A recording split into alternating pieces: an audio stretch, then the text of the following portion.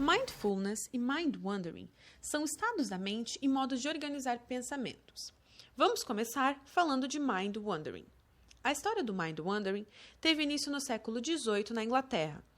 Ele designa, em suma, o fenômeno em que pensamentos não permanecem no mesmo tópico ou assunto por muito tempo, o que explica seu nome, mind, que significa mente, e wandering, do verbo to wander, vaguear, perambular. Ele ocorre em situações em que há baixa vigilância, como momentos de leitura e quando se está dirigindo, sendo por isso apontado como um dos grandes causadores de acidentes no trânsito. Quando isso acontece, as pessoas tendem a não lembrar acontecimentos recentes, visto que pensamentos paralelos comprometem a consciência e a atenção dos indivíduos. Estudos acerca desse assunto concluíram que o cérebro processa informações de uma forma menos detalhada quando se tratam de temas não relacionados. Há indícios ainda de que ele é significativamente comum em pessoas com depressão, além de acontecer mais frequentemente após a ingestão de álcool. O mind-wandering pode, afinal, ser considerado uma viagem no tempo, sendo que os indivíduos tendem a planejar eventos futuros ou repensar em fatos passados. Ele é um dos exemplos mais acessíveis acerca dos desafios do controle da mente. Todos, afinal, já tiveram que ler o mesmo parágrafo no mínimo 3 vezes, porque estavam pensando em qualquer outra coisa, exceto um livro em suas mãos. Confessa! Agora, vamos falar um pouco de mindfulness. Mindfulness é uma técnica enraizada na filosofia budista e sua prática propõe prestar atenção de forma intencional no momento presente, sem julgar. Devido à grande carga emocional e física que a rotina nos impõe, vivemos movidos pelo piloto automático, realizamos tudo por hábito sem analisar o que realmente está acontecendo. Não percebemos, mas vivemos atrelados nos pensamentos do passado e futuro. Mindfulness não é uma psicologia, e sim um conceito de atenção e saúde e uma forma de sustentar a atenção intencionalmente no momento presente sem julgar o que aparece na consciência. Ele proporciona notar o que se passa sem se engajar nos pensamentos, aumentando a percepção dos cheiros, dos movimentos da respiração, dos sabores, dos sons. A prática do mindfulness é realizada para diminuir o estresse, a ansiedade, a dor, desenvolvendo habilidades de sermos conscientes de nossas experiências, escutar com mais atenção, falar com mais clareza, estar atento às mudanças nas sensações físicas do nosso corpo, nos pensamentos, nas emoções e nos afetos.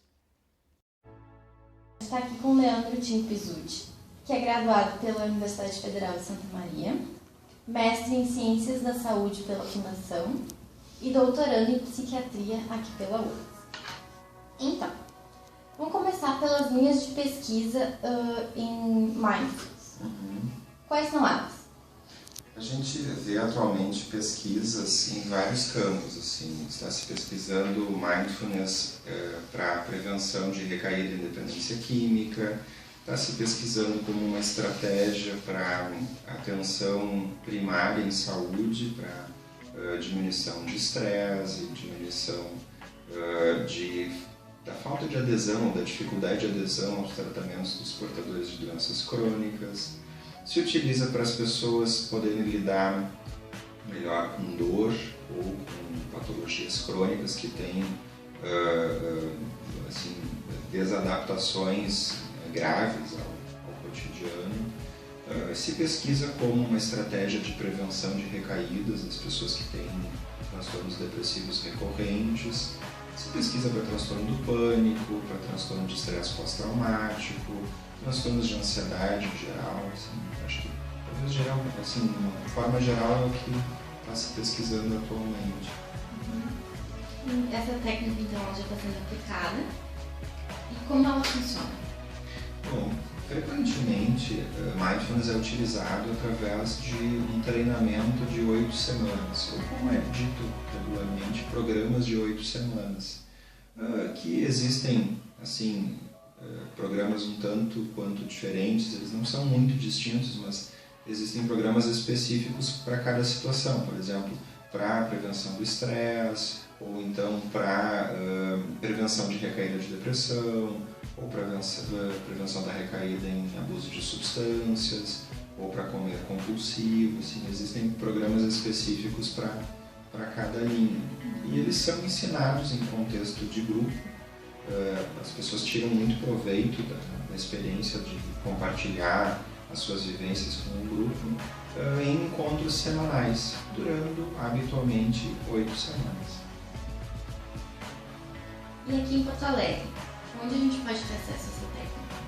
Bom, existem alguns professores treinados aqui em Porto Alegre que ministram esses cursos. Eles ainda não estão disponíveis dentro do Serviço de Saúde Pública, eles estão disponíveis mais no ambiente privado. Eu sou uma das pessoas que ministro em conjunto com a minha esposa Luciana, a gente ministra esses grupos. E existem 2 outros instrutores que são da iniciativa Mindfulness, que também ministram esses grupos assim, dentro de uma prática privada. Quais são os prós e contras dessa técnica?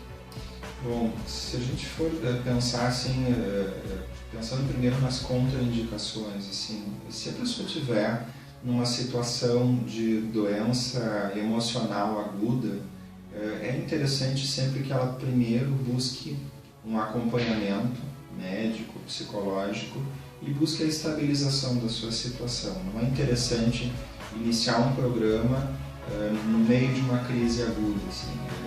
Como a gente brinca, assim, a hora de cavar o poço não é quando a casa está pegando fogo. Assim. É interessante fazer isso como algo, assim, em um momento em que a pessoa consiga se dedicar efetivamente a fazer as práticas, assim, engajar.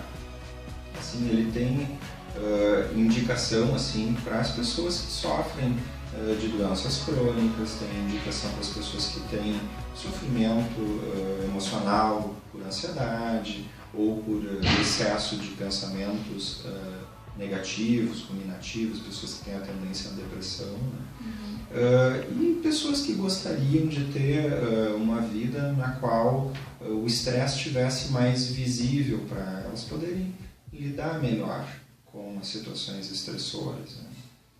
Basicamente seriam essas as indicações. E como é que está sendo a aceitação do público? Eles estão levando isso para a vida? Estão aplicando isso depois?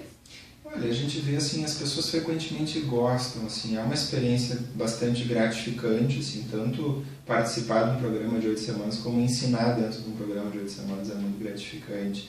E a gente vê as pessoas levando as práticas para a sua vida de uma maneira variada, assim, em graus variados. Tem pessoas que estão em um momento de vida onde isso faz mais sentido, onde elas realmente se identificam mais com o método e acabam praticando mais, com isso tendo mais benefício. Tem pessoas que talvez se entusiasmem com o método, mas não consigam sustentar a sua prática pessoal.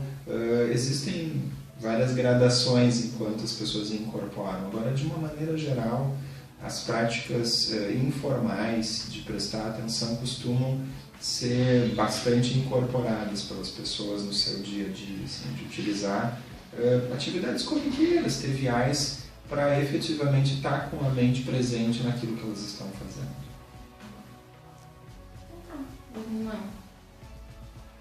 Algo a mais?